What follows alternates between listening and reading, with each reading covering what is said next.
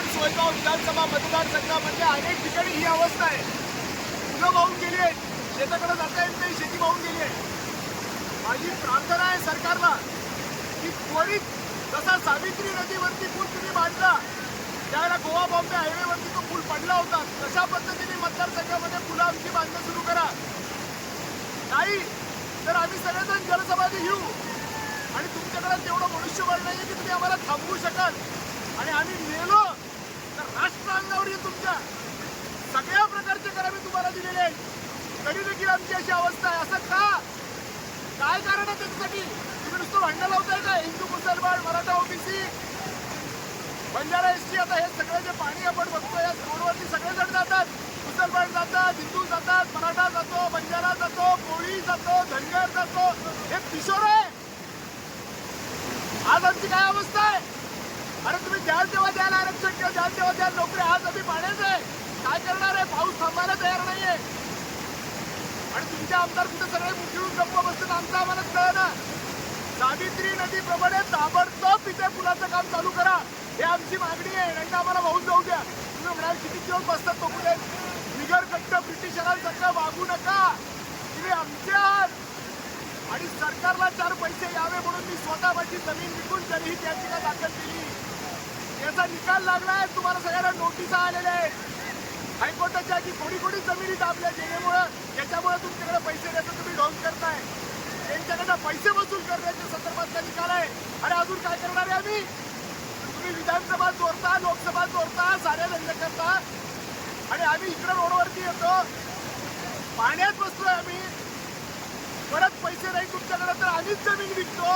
त्याच्यात ही याचिका अभ्यासातून तयार करतो, त्याचा निकाल लावून देतो. अरे केलं तरी काय केलं पाहिजे? आणि आम्ही तर तुम्ही शेतकऱ्याला होताय ना, तरुणाला होताय ना, कोणाला होताय? आणि तुमच्याकडे लाडक्या बहिणीला पैसे तर हे पण द्या ना पैसे.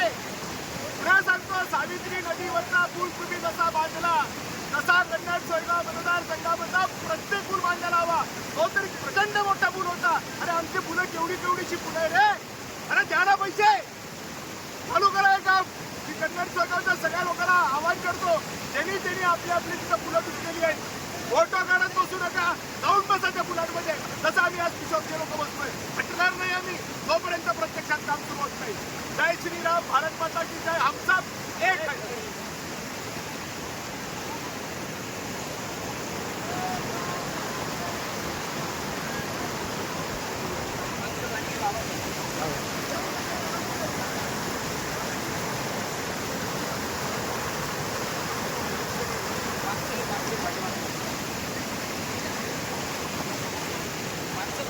काही लोकांना वाटेल की आम्ही स्टंटबाजी करतोय, तहसीलदारला पण वाटेल, प्रशासनाला वाटेल की आम्ही स्टंटबाजी करतोय.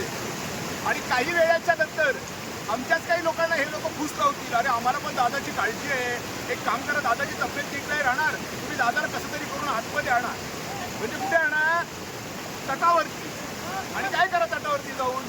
तुम्हाला तर माहिती आहे सरकारी कामाला वेळ लागतो. दादा काही पण मागणी करतो, होईल ना सगळं, होईल ना, दम कसा नाही असं म्हणतील. ऐकायचं नाही.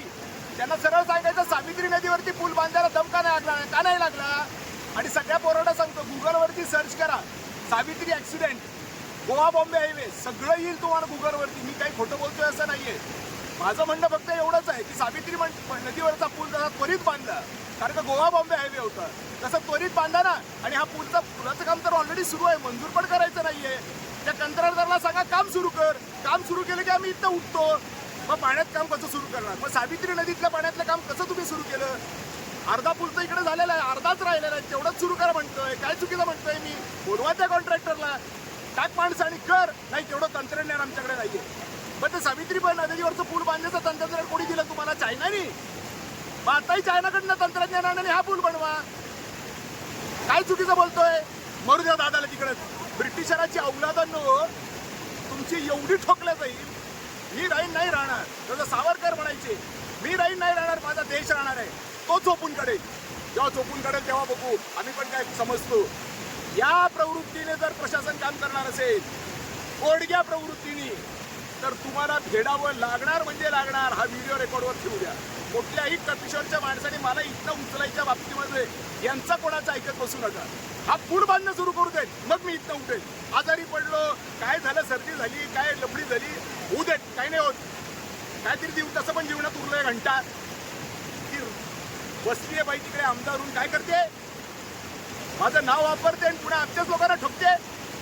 तिला बदलून काढा, फटके द्या तिला. कशाची काय आलंय, इकडे माणसं मारायची वेळ आली, यायला तुम्ही तिकडे गाड्या घेऊन फिरताय, फोटो हात पुरे करत फिरताय, लाज नाही वाटत?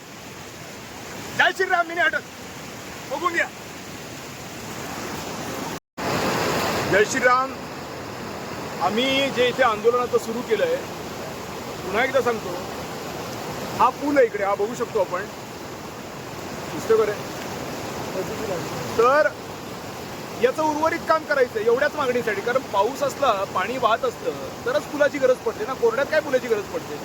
या पुलाचं काम 2-3 वर्षापासून चालू आहे आणि याच्यावरती आम्ही अनेकदा सांगितलंय की अरे इकडे प्रॉब्लेम होऊ शकतो, पण सरकारला काही पडलेली नाही.